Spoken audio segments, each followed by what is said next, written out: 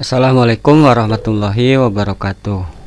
Baiklah siswa sekalian, pada kesempatan kali ini kita akan coba membahas materi kelas 11 bab 3 tentang perbedaan, kesetaraan dan harmoni sosial. Ya, materi kelas 11 bab 3 tentang perbedaan, kesetaraan dan harmoni sosial.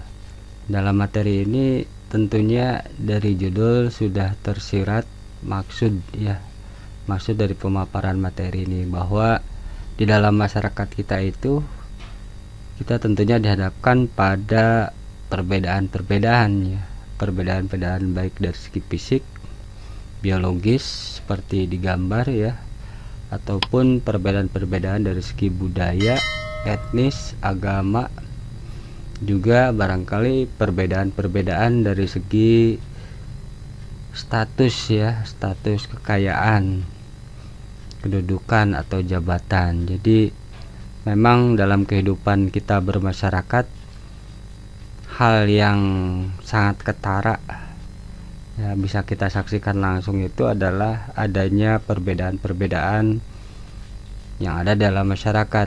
Tentunya perbedaan-perbedaan tersebut merupakan hal yang alamiah, hal yang sunatullah, bahwa memang segalanya diciptakan tidak sama atau berbeda-beda.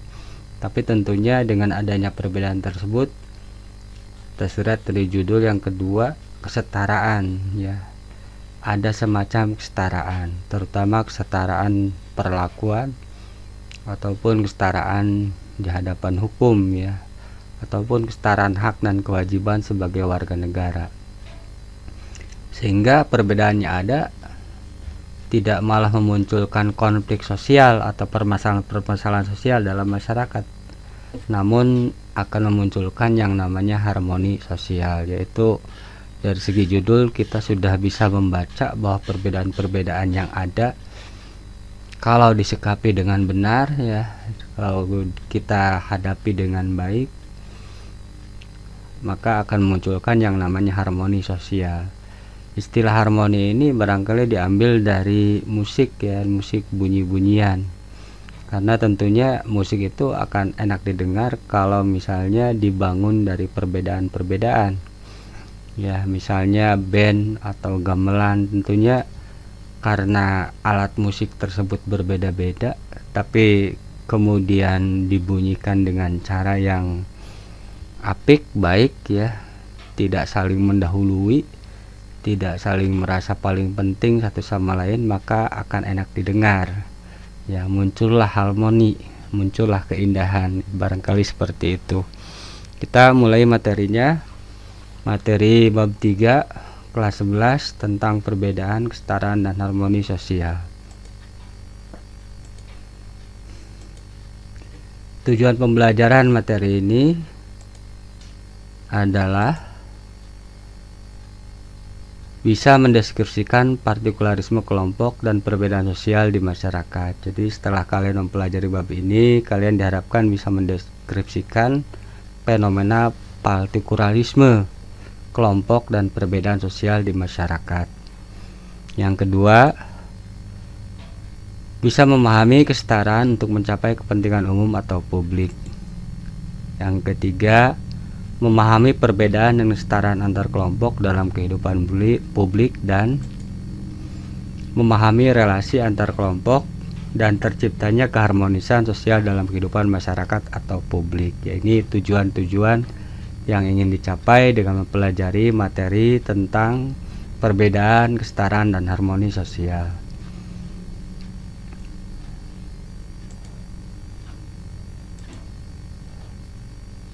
Partikularisme kelompok dan perbedaan sosial di masyarakat. Partikularisme kelompok dan perbedaan sosial di masyarakat. Kenapa istilah partikularisme ini selalu disandingkan dengan perbedaan dan harmoni sosial? Karena sikap partikularisme ini satu sisi sangat merugikan bagi kehidupan masyarakat yang sangat beragam. Ini ilustrasi gambarnya. Terutama kita Indonesia memiliki ya, keadaan penduduk yang sangat beragam dari Sabang sampai Merauke, baik itu keberagaman warna kulit, ya, ras, ataupun keberagaman etnis dan keberagaman agama tentunya, ya, budaya dan agama. Yang gambar yang paling kanan, pojok kanan, ketimpangan sosial, ya, ini juga termasuk keragaman sosial dalam masyarakat. Jadi di dalam masyarakat itu ada orang yang sangat kaya, yang hidupnya beruntung barangkali, dan ada orang yang kurang beruntung gitu ya. Ini jelas merupakan fenomena sosial, fenomena kehidupan bermasyarakat yang memang harus kita sikapi dengan baik atau diberikan perhatian yang besar, ya, permasalahan seperti ini.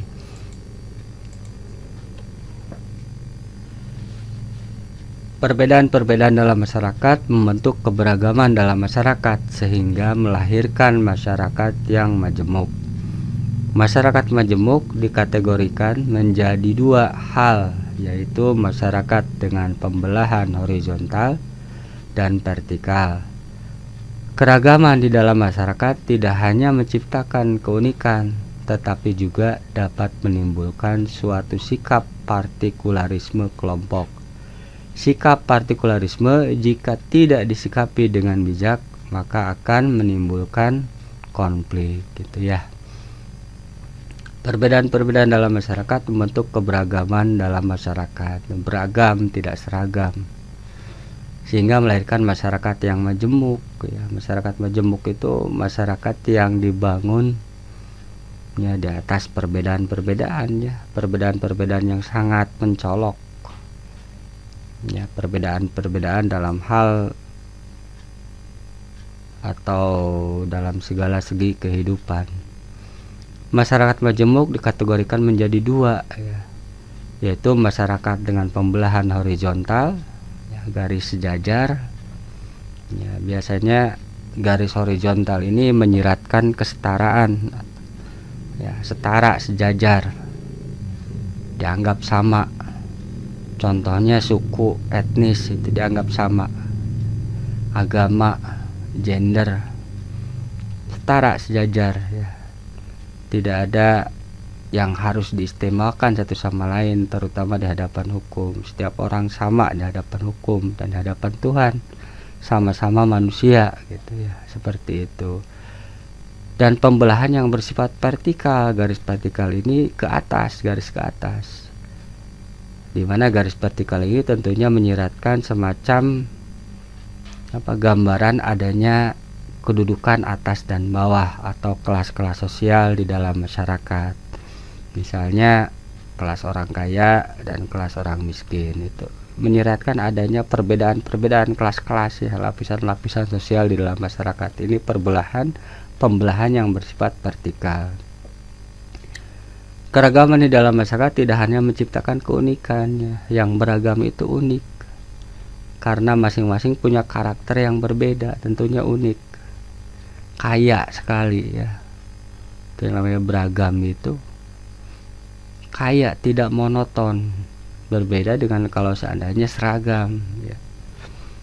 Tetapi juga dapat menimbulkan suatu sikap partikularisme kelompok, sikap ego kelompok, mementingkan kelompoknya sendiri, ya. Partikularisme itu ego kelompok, ego golongan, ya. Itu sikap partikularisme, mementingkan kelompoknya sendiri, mementingkan golongannya sendiri, itu namanya partikularisme kelompok. Sikap partikularisme jika tidak disikapi dengan bijak, maka akan menimbulkan konflik, jelas, ya, karena di tengah-tengah keberagaman tentunya akan ada saja pihak atau individu yang dirugikan dengan adanya atau berkembangnya sikap partikularisme atau mementingkan kelompok atau keluarganya sendiri. Kalau di kita barangkali lebih familiar dikenal dengan istilah nepotisme, ya, partikularisme itu nepotisme, atau lebih mementingkan kedekatan, ya, daripada memberikan penilaian secara objektif. Sikap partikulisme jika tidak disikapi dengan bijak maka akan menimbulkan konflik sosial di dalam masyarakat tentunya ya. Berikutnya struktur sosial ya, struktur ya, kalau misalnya mudahnya bisa kalian bayangkan struktur kelas ya, struktur kelas, organisasi kelas, ada ketuanya, anggotanya. Setiap orang punya status sebagai ketua. Di samping punya status, dia juga punya peranan atau apa yang harus dilakukan dengan statusnya tersebut, yaitu namanya struktur sosial. Ya, kalau struktur sosial itu bangunan di dalam masyarakat ya, bangunan sosial. Tentunya di dalamnya terdapat berbagai macam aturan-aturan, kaidah-kaidah sosial ya, yang mengatur kehidupan masyarakat, lembaga-lembaga sosial. Ya, pembagian kekuasaan ya. Struktur sosial adalah keseluruhan jalinan antara unsur-unsur sosial yang pokok.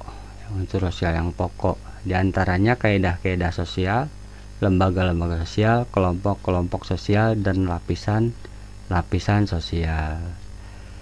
Struktur sosial adalah keseluruhan jalinan antar unsur-unsur sosial yang pokok, yaitu kaidah-kaidah sosial atau aturan-aturan sosial ya. Diatur lembaga-lembaga sosial ya. Lembaga itu norma-norma atau aturan-aturan yang membantu masyarakat dalam memenuhi kebutuhan hidupnya. Kelompok-kelompok sosial dan lapisan-lapisan sosial tentunya.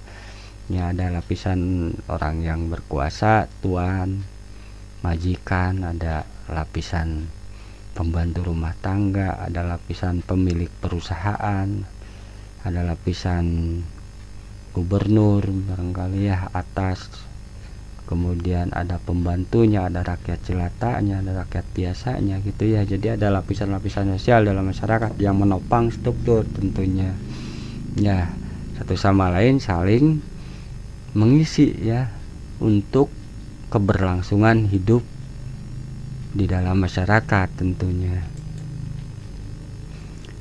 Dalam struktur sosial dikenal dengan dua konsep penting, yaitu status dan peran ya. Ada status, kedudukan seseorang di masyarakat ya, tentunya status tersebut memiliki konsekuensi peran ya. Status, misalnya status guru ya, perannya mengajar, itu bentuk aktif dari status atau konsekuensi dari status atau kedudukan yang kita punyai. Konsekuensinya apa? Itu namanya peran sosial gitu ya. Dalam masyarakat ada statusnya, misalnya Presiden Jokowi, perannya apa gitu ya. Jikalau status dan peran ini bisa dijalankan sesuai dengan kaidah-kaidah yang berlaku, tentunya keberadaan struktur tersebut akan berjalan dengan normal gitu ya. Kehidupan akan berjalan dengan tentram ya, tertib.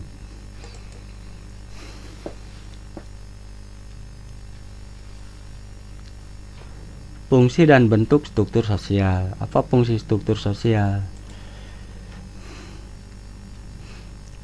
Mayor Pollack menyatakan bahwa struktur sosial dapat berfungsi sebagai pengawas sosial, yakni sebagai penekan kemungkinan pelanggaran terhadap norma, nilai, dan peraturan kelompok atau masyarakat.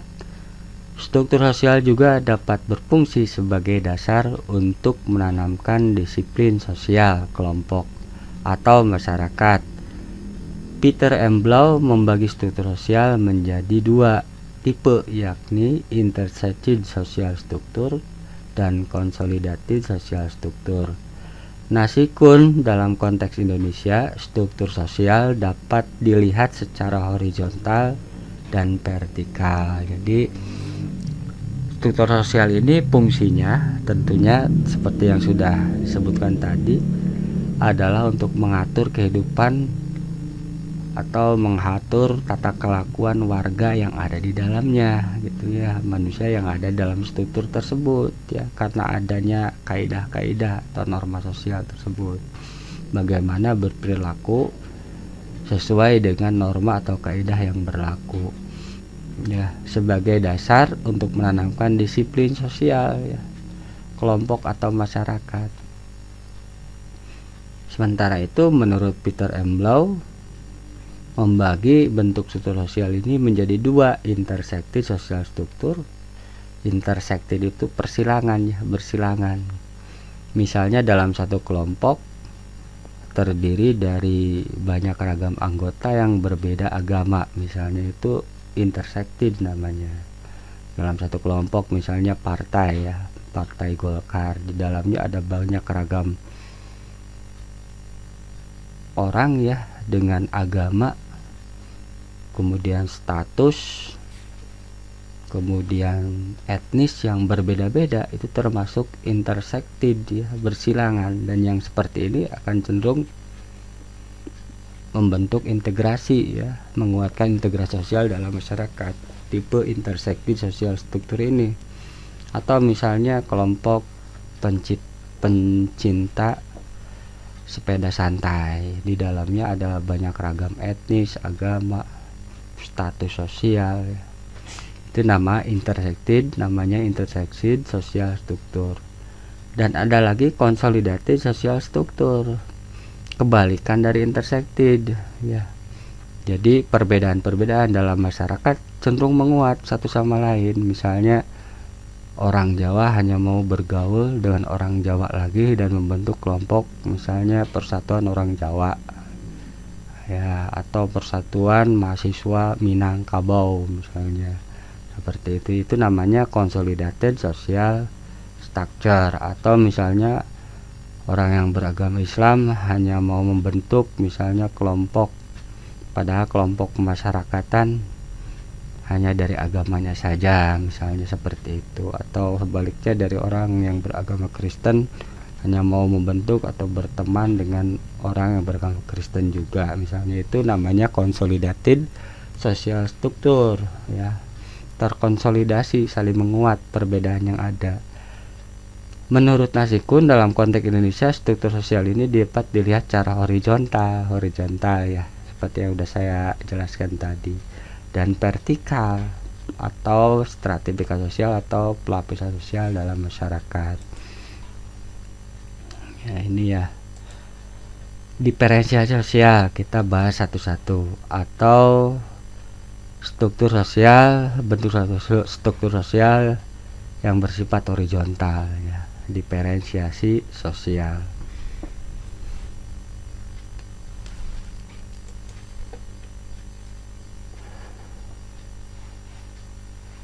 Diferensiasi sosial adalah klasifikasi atau penggolongan terhadap perbedaan-perbedaan tertentu yang biasanya sama atau sejenis.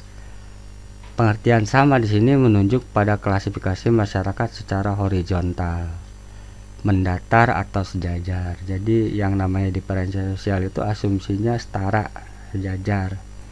Ya, ini digambar ada gender, laki-laki dan perempuan. Ada etnis, suku bangsa, itu dianggap klasifikasi yang dianggap sejajar atau setara gitu ya, tidak ada yang istimewa satu sama lain, sama.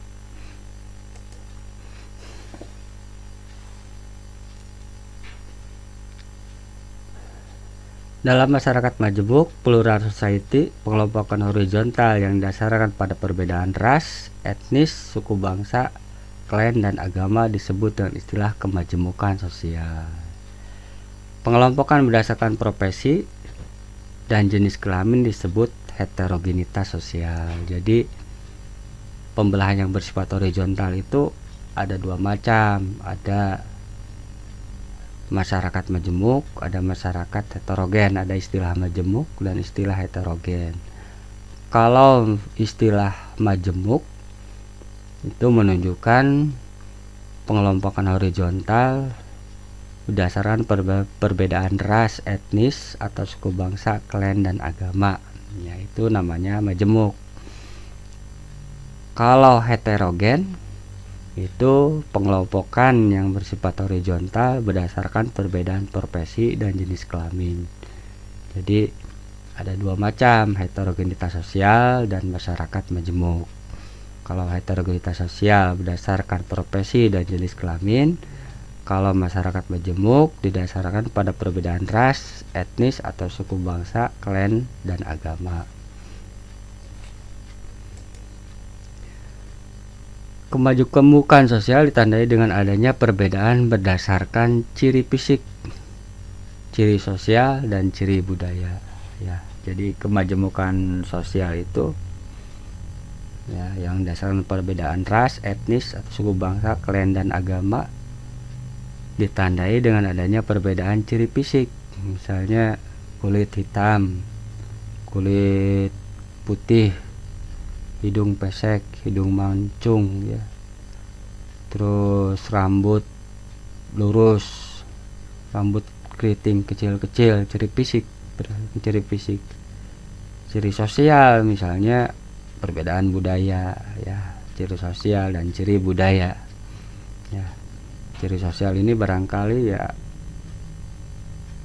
tata kelakuan, ya, adat, sopan santun, dan ciri budaya. Ya, ini kemajemukan sosial ditandai dengan adanya perbedaan berdasarkan ciri fisik, ciri sosial, dan ciri budaya. Nah, ini ya.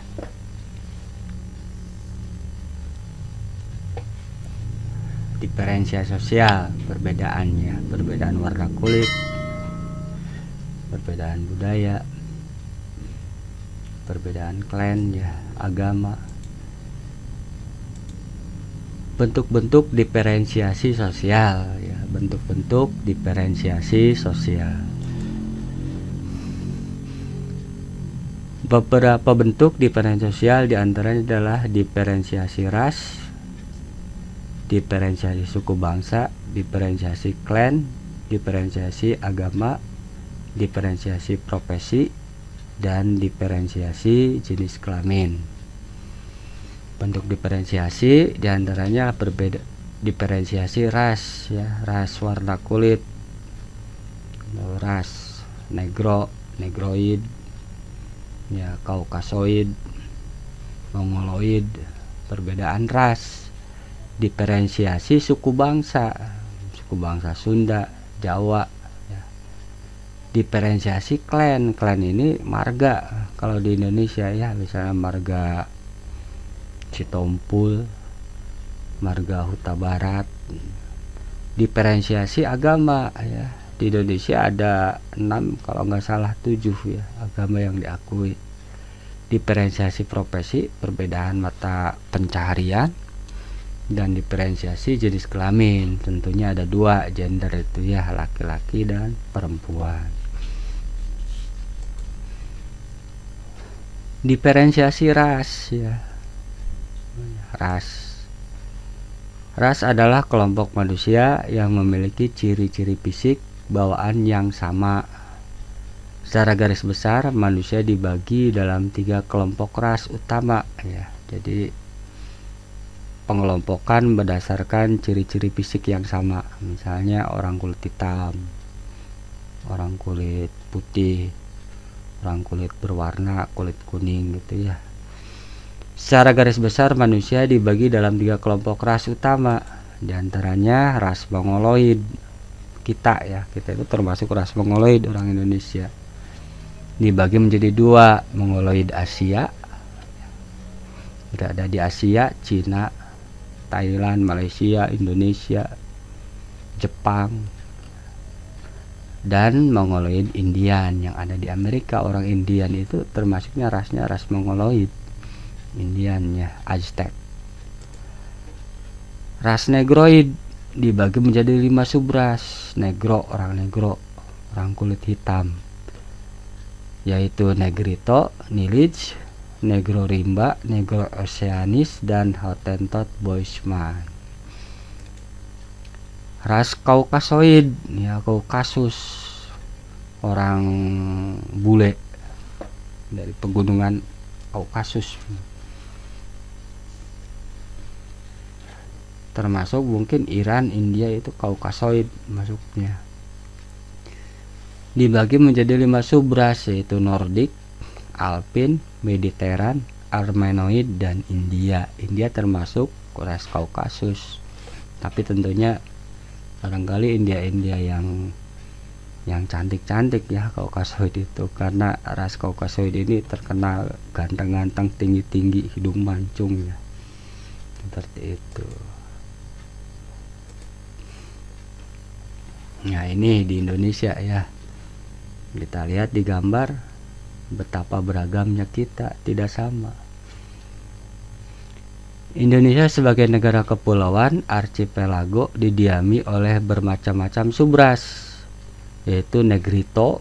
Negrito ada termasuk ras orang Negroid ya, Negro ya, Pedroid, Neo Melanesoid, Melayu. Dan Melayu juga terdiri dari Melayu tua, Proto Melayu, dan Melayu muda atau Detro Melayu ya. Misalnya orang Toraja ini termasuk Melayu tua atau Proto Melayu. Kalau orang Sunda, orang Jawa termasuk Melayu muda atau Detro Melayu, kakak adik ya.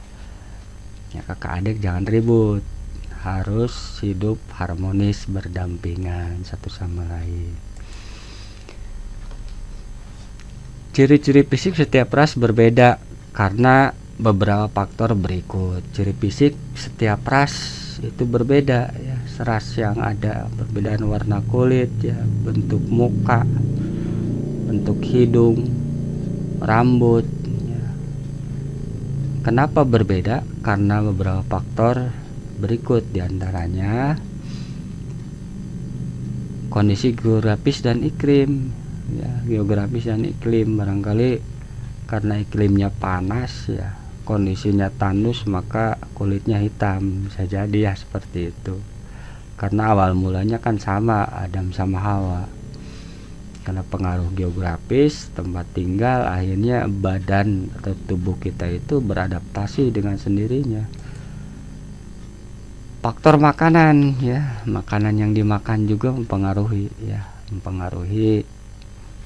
Nah, kenapa terjadi perbedaan ras? Faktor perkawinan ya, karena adanya kawin campur atau amalgamasi ya, kawin campur, kawin silang.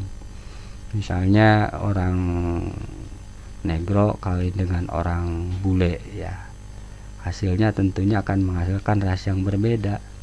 Itu ya, perkawinan campuran atau amalgamasi. Termasuk orang Sunda juga tidak murni Mongoloid, tapi sudah mengalami campuran-campuran dari berbagai macam ras. Akhirnya ya kita dari segi fisik agak sedikit berbeda dengan orang Cina asli tentunya ya, seperti itu karena perkawinan campuran atau amalgamasi.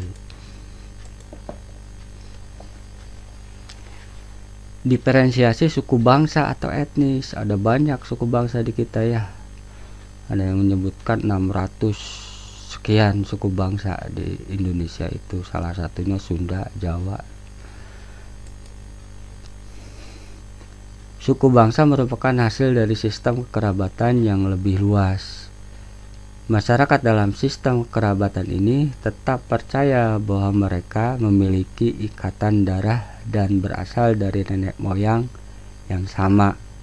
Keanekaragaman suku bangsa di Indonesia juga menyangkut keragaman budaya yang meliputi perbedaan adat istiadat, religi, bahasa, dan kesenian gitu ya. Jadi yang namanya suku bangsa atau etnis itu dulunya merupakan satu nenek moyang gitu. Jadi orang Sunda itu keluarga, tapi keluarga extended, udah luas, sudah susah untuk menelusuri asal usulnya, tapi dipercaya dulunya berasal dari nenek moyang yang sama, sehingga menghasilkan misalnya suku Sunda gitu ya, atau suku Jawa seperti itu. Keanekaragaman suku bangsa di Indonesia juga menyangkut keanekaragaman budaya. Budayanya berbeda, adat istiadatnya berbeda, religi kepercayaannya berbeda, bahasanya berbeda, dan keseniannya juga berbeda. Nah, ini diferensiasi klan ya. Klan, apa itu klan? Klan sering juga disebut kerabat, nah, keluarga besar atau keluarga luas, extended family. Dalam masyarakat Indonesia terdapat dua bentuk klan utama, yakni klan atas dasar garis keturunan ibu matrilinear dan atas dasar garis keturunan ayah patrilinear. Jadi yang maksud marga atau klan itu keluarga luas, berasal dari nenek moyang yang sama. Misalnya orang Batak berasal dari si Raja Batak. Si Raja Batak ini punya anak si Tompul, si Rait, kemudian menurunkan anak-anaknya lagi memakai nama bapaknya di belakang jadi marga, itu ya, atau klan.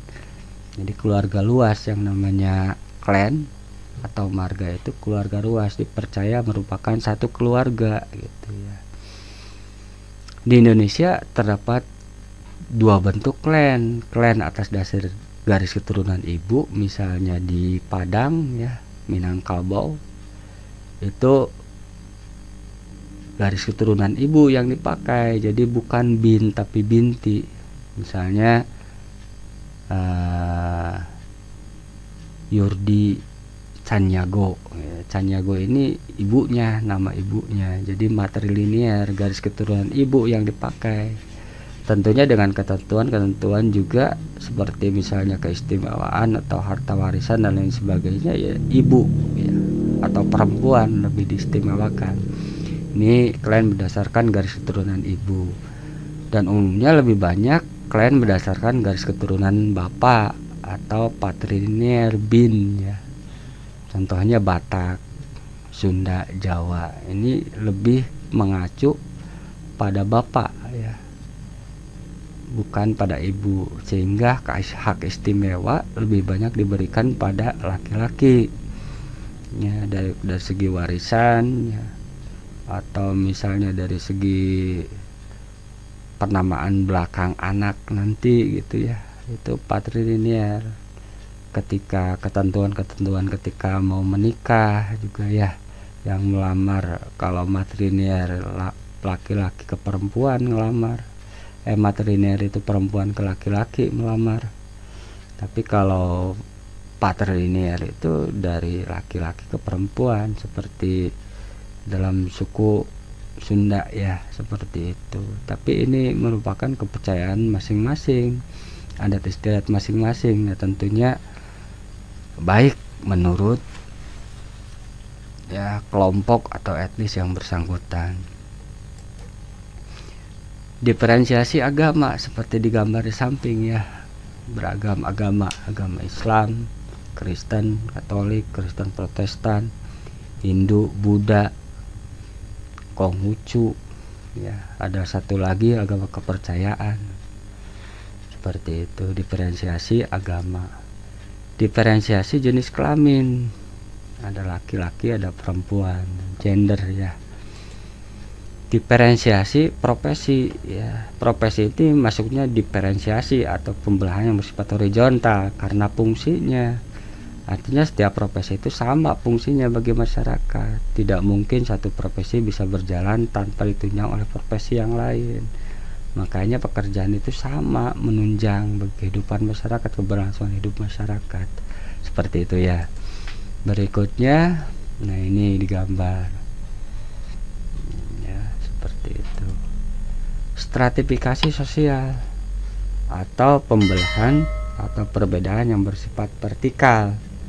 Garis vertikal ini tentunya menyiratkan semacam gambaran bahwa ada yang atas dan ada yang bawah, atau ada kelas-kelas di dalam masyarakat, kelas atas, kelas bawah, kelas menengah, atau disebut juga pelapisan, lapis-lapis ya, lapisan-lapisan sosial di dalam masyarakat. Max Weber mendefinisikan stratifikasi sosial sebagai penggolongan orang-orang yang termasuk dalam suatu sistem sosial tertentu ke dalam lapisan-lapisan hierarki menurut dimensi kekuasaan, hak istimewa, dan prestis. Pitirim Asorokin mendefinisikan stratifikasi sosial sebagai pembedaan penduduk atau masyarakat ke dalam kelas-kelas yang tersusun secara bertingkat hierarki. Ya, jadi kata Max Weber. Max Weber ini tentunya kalian kenal, termasuk sosiolog, bapak sosiologi ya. Jadi termasuk pendiri disiplin sosiologi ya, Max Weber ini. Di samping Emil Durkheim, Auguste Comte, Karl Marx, Max Weber. Max Weber mendefinisikan stratifikasi sosial sebagai penggolongan orang-orang yang termasuk dalam suatu sistem sosial tertentu ke dalam lapisan-lapisan hierarki. Hierarki itu bertingkat, artinya ya, menurut dimensi kekuasaan ya, tentunya tingkatan atas punya kekuasaan lebih banyak, punya keistimewaan yang lebih banyak dan lebih prestisius di dalam masyarakat gitu. Itu kata Max Weber. Kalau kata Pitrim Asorokin mendefinisikan stratifikasi sosial sebagai pembedaan penduduk yang dibeda-bedakan ke dalam kelas-kelas yang tersusun secara bertingkat atau hierarki ya. Ya, tingkatan-tingkatan ya, ada tingkatan atas, menengah, bawah, ada lagi bawah sekali barangkali ya. Perwujudan pelapisan di dalam masyarakat dikenal dengan istilah kelas sosial gitu ya. Kelas sosial terdiri atas kelas sosial tinggi, upper class, kelas sosial menengah, middle class, dan kelas sosial rendah, lower class. Pengelompokan semacam itu terdapat dalam segala bidang kehidupan ya. Jadi yang namanya kelas-kelas sosial dalam masyarakat itu ada dalam segala macam bidang kehidupan, dalam pergaulan, dalam keseharian ya, dalam kehidupan kalian di sekolah, pergaulan kalian di sekolah ya. Ada barangkali anak yang dari kelas atas ya, ada ya anak yang dari kelas menengah, ada yang anak dari kelas rendah. Biasanya tanpa disuruh mereka mengelompok ya, sesuai dengan kelas sosialnya masing-masing ya. Tanpa dibeda-bedakan mereka otomatis membeda-bedakan dirinya, termasuk dari segi hobi dan lain sebagainya ya, seperti itu. Berikutnya ini ya, bisa kalian lihat di gambar faktor penyebab stratifikasi sosial. Kenapa ada kelas-kelas sosial atau ada perbedaan-perbedaan yang bersifat vertikal di dalam masyarakat? Kenapa ada orang kaya, ada orang miskin? Kenapa ada orang pintar ya, berprestasi, tidak berprestasi? Kenapa ada orang yang berpendidikan, tidak berpendidikan? Kenapa ada orang yang berkuasa, tidak berkuasa ya? Faktor penyebab stratifikasi sosial diantaranya disebabkan oleh stratifikasi sosial muncul dengan sendirinya sebagai akibat dari proses yang terjadi dalam masyarakat.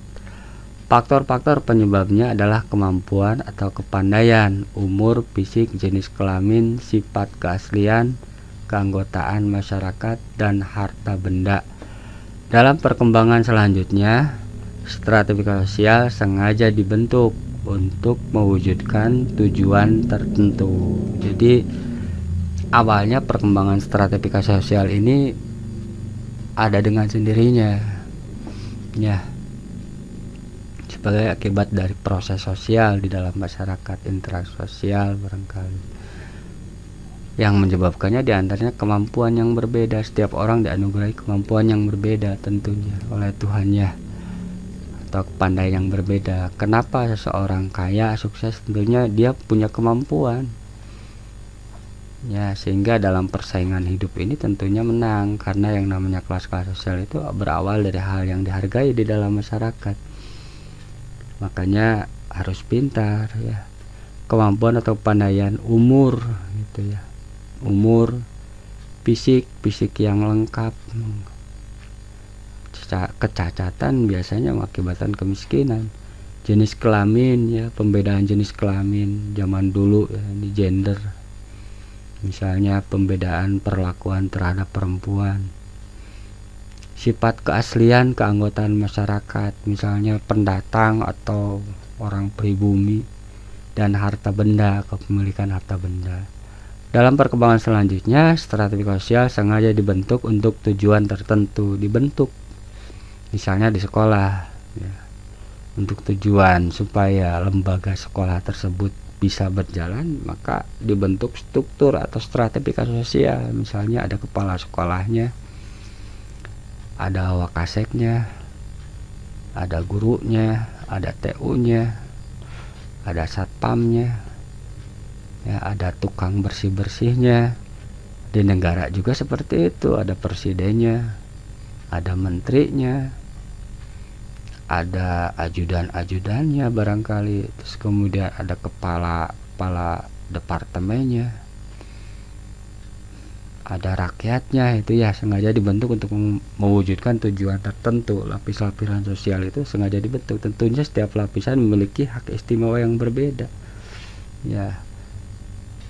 Presiden akan lebih istimewa daripada menterinya, kepala sekolah akan lebih istimewa daripada Wakasek akan lebih istimewa daripada guru akan lebih istimewa daripada TU barangkali ya, seterusnya seperti itu. Demikian juga halnya dengan penghargaan, misalnya gaji, tunjangan, dan lain sebagainya. Beberapa kondisi umum yang mendorong terciptanya stratifikasi sosial dalam masyarakat, yaitu perbedaan ras dan budaya, pembagian tugas yang terspesialisasi, serta kelangkaan. Itu ya, pembagian tugas ya, dan langka. Biasanya untuk jadi seorang pemimpin itu kan langka, dibutuhkan persaingan, sehingga kemudian lebih diistimewakan gitu ya, langka ya, termasuk hukum ekonomi ya, langka ya, barang siapa yang bisa bersaing atau mendapatkan ya harta kekayaan lebih banyak, tentunya dia sosok yang mampu berprestasi dalam masyarakat sehingga bisa menangkan persaingan dalam mendapatkan sumber daya yang sifatnya langka. Dasar stratifikasi sosial dalam masyarakat ya, dasar stratifikasi sosial dalam masyarakat.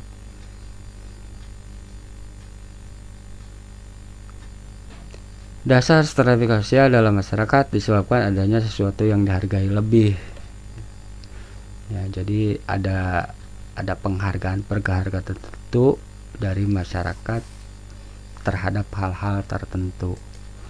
Misalnya yang pertama, kekayaan ya, orang yang kaya tentunya akan lebih dihargai. Kekuasaan, keturunan, pendidikan, status atau kedudukan, ini dasar stratifikasi sosial dalam masyarakat. Peran ya, yang terakhir peran. Kemudian sifat stratifikasi sosial ya, jadi sifat stratifikasi sosial ini, kelas-kelas sosial yang dalam masyarakat itu sifatnya seperti apa. Apakah membuka peluang bagi kelas bawah untuk naik kelas menjadi kelas menengah atau tidak? Kita lihat sifat stratifikasi sosial. Ada yang bersifat tertutup, artinya setiap kelas sosial yang ada dalam masyarakat tidak memiliki kemungkinan untuk naik kelas ya. Contoh dari stratifikasi sosial yang sifatnya tertutup ini adalah sistem kasta ya, kasta di India atau di Bali. Berdasarkan keturunan, tentunya orang yang keturunannya kastanya bawah, dia tidak bisa naik ke kasta atas, bersifat tertutup karena berdasarkan keturunan. Orang yang keturunannya berasal dari kasta atas tentunya akan terus di kasta atas, yang bawah akan terus di kasta bawah ya, ini bersifat tertutup. Tidak ada kemungkinan orang dari kelas sosial bawah bisa naik kelas atau meningkatkan statusnya baik ke kelas menengah ataupun kelas atas. Terbuka, kalau terbuka ini demokratis. Selama kita mau bekerja keras dan berusaha, kita bisa meningkatkan status kehidupan kita, misalnya profesi dokter, guru ya. Ini didapatkan karena terutama karena kerja keras ya, bukan karena warisan atau turunan. Bersifat terbuka dalam masyarakat yang demokratis. Campuran ya, campuran ini antara tertutup dan terbuka. Misalnya Di kasta di Bali ya, dari segi keturunan barangkali kasta bawah, tapi karena kemampuan dia dalam bisnis dia menjadi orang kaya ya. Ini termasuk campuran.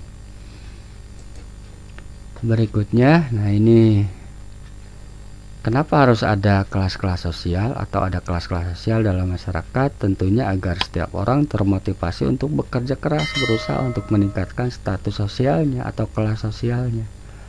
Sesuai dengan misalnya di gambar ini. Fungsi stratifikasi sosial, apa fungsi dari kelas-kelas sosial dalam masyarakat ini? Ya tentunya ada sisi positif dan ada sisi negatifnya ya. Sisi positifnya kita terdorong atau terpacu untuk bisa berusaha supaya bisa meningkatkan kelas sosial kita. Sisi negatifnya barangkali setiap orang dalam kelas tertentu akan cenderung berusaha sekuat tenaga untuk mempertahankan kelas sosialnya ya, seperti itu. Yang pertama, fungsi stratifikasi sosial adalah distribusi hak-hak istimewa yang objektif. Selama objektif bagus, nggak subjektif ya. Tentunya orang yang berada di atas akan lebih istimewa. Misalnya kepala sekolah atau presiden tentunya akan lebih diistimewakan ya, karena tanggung jawabnya barangkali yang besar. Distribusi hak-hak istimewa yang objektif menjadi sistem pertanggaan pada strata yang berhubungan dengan kewibawaan dan penghargaan gitu ya. Strata ya, tentunya akan lebih berwibawa seorang kepala itu atau ketua itu, dan akan lebih dihargai.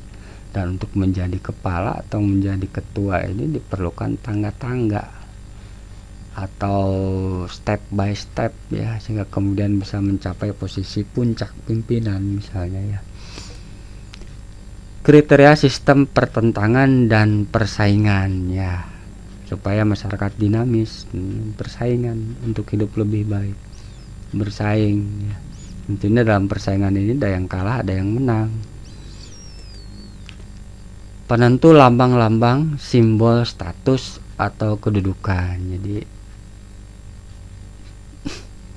setiap orang sesuai dengan kelas sosialnya tentunya akan menggunakan simbol atau lambang yang berbeda yang membedakan dirinya dengan kelas sosial yang lain. Misalnya ya seorang yang terdidik ya, atau pendidikannya tinggi akan berbeda dengan yang tidak terdidik.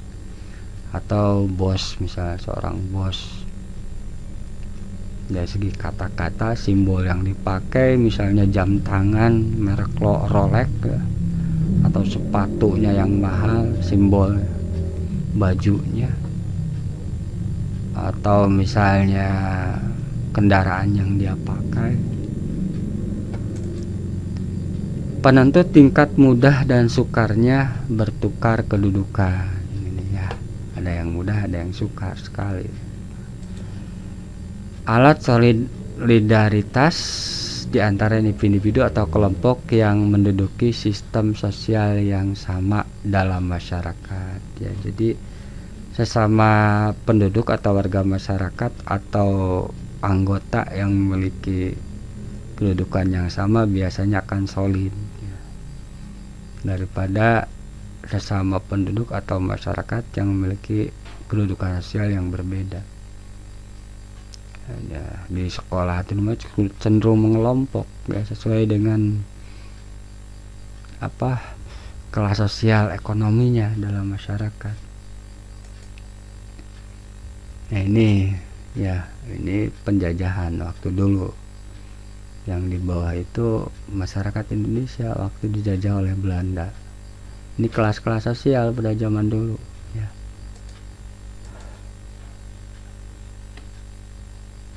Perwujudan dari stratifikasi sosial adalah kelas-kelas sosial. Hal ini dapat kita lihat dari segi ekonomi, sosial dan politik ya. Dari segi ekonomi, dari segi sosial, perbedaan perlakuan, dari segi politik. Sistem stratifikasi yang ada di Indonesia dan yang pernah ada di Indonesia Di antaranya sistem stratifikasi sosial dalam masyarakat pertanian di Pulau Jawa, sistem stratifikasi sosial dalam masyarakat feodal di Surakarta dan Yogyakarta, masyarakat feodal di Aceh, masyarakat feodal di Sulawesi Selatan, sistem stratifikasi sosial pada zaman Belanda, sistem stratifikasi sosial pada zaman Jepang, sistem stratifikasi sosial pada zaman industri modern sekarang ini. Ya, pernah ada di Indonesia atau ada yang sekarang. Sistem stratifikasi sosial dalam masyarakat pertanian di Pulau Jawa, misalnya ada yang namanya kasepuhan ya, atau tuan tanah ya, atau kalian pernah membaca strata-strata sosial dalam masyarakat pertanian khususnya di Pulau Jawa atau Sunda. Misalnya ada yang namanya kulit kenceng, kulit kendok, buruh tani ya, pembuka lahan yang kemudian jadi kasepuhan atau kokolot ya, Pulau Jawa. Sistem stratifikasi sosial dalam masyarakat feodal di Surakarta masih ada sampai sekarang ya, antara raja ya, kemudian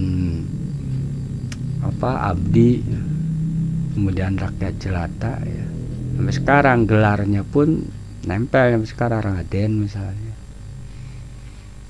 Yogyakarta seperti itu, di Aceh ya, dengan nama gelar misalnya buktikan, misalnya Cut ya, Cut, terus kemudian Karaeng. Masyarakat feodal Sulawesi Selatan misalnya dengan gelar Andi ya. Pada zaman Belanda ya, ada 3 pada zaman Belanda itu, orang pribumi paling bawah kelas sosialnya, kemudian orang timur jauh, Cina, Arab menduduki kelas sosial kedua, dan orang Belanda kelas sosial yang pertama. Sistem stratifikasi pada zaman Jepang ya, zaman Jepang juga beda-beda. Orang Jepang menduduki kelas yang pertama, pribumi kelas kedua, orang timur jauh menduduki kelas 3. Sistem stratifikasi sosial pada zaman industri modern ya, sekarang ada orang yang dari kelas tinggi, pejabat, politikus gitu ya, seperti itu. Itu sistem stratifikasi yang ada di Indonesia dan pernah ada di Indonesia. Konsekuensi stratifikasi sosial tentunya karena adanya kelas-kelas sosial di masyarakat akan menimbulkan semacam konsekuensi atau akibatnya, terutama dalam kehidupan, barangkali dalam kehidupan sehari-hari, dalam pelayanan fasilitas publik. Bisa jadi orang kaya akan lebih diistimewakan ya, seperti itu ya, digambar ya. Ini tentunya menggambarkan kelas sosial atas. Dalam kenyataannya orang tidak memiliki kemampuan yang sama, akibatnya penghargaan yang diberikan masyarakat pun akan berbeda-beda. Perbedaan seperti ini akan mempengaruhi gaya hidup, lifestyle, diantaranya pakaian, rumah dan perabot, bahasa dan gaya bicara, makanan, gelar, pangkat atau jabatan, serta hobi dan kegemaran. Jadi karena perbedaan penghargaan dari masyarakat, akhirnya individu itu terbentuk perbedaan gaya lifestyle-nya. Di antaranya pakaiannya akan berbeda ya. Misalnya lebih gaya tuh pakaian mahal gitu ya, rumahnya misalnya villa atau misalnya mewah sekali gitu ya, perabot rumah tangga yang lengkap. Bahasanya juga akan berbeda dengan bahasa orang kebanyakan, makanannya juga berbeda, gelar yang dipakai di namanya juga berbeda, pangkat, jabatan, hobinya juga tentu akan berbeda ya. Dengan orang biasa misalnya, hobi orang kaya dengan orang biasa akan berbeda, gemarannya pun akan berbeda. Ini konsekuensi dari adanya kelas-kelas sosial dalam masyarakat ya, seperti ini. Perbedaan-perbedaan tersebut tentunya ya kadang menimbulkan kecemburuan sosial di dalam masyarakat seperti itu. Ya ini konsekuensi stabilitas sosial. Nah ini materi bagian pertama sudah beres. Kita khusus membahas tentang perbedaan sosial dalam masyarakat gitu ya, dan ternyata bersifat diferensial atau horizontal dan vertikal. Pada bagian kedua nanti kita akan mencoba membahas bagaimana perbedaan tersebut mampu kita kelola menjadi harmoni ya, harmoni dalam kehidupan kita berbangsa dan bernegara. Untuk kesempatan kali ini saya cukup sekian. Billahi taufiq wal hidayah. Assalamualaikum warahmatullahi wabarakatuh.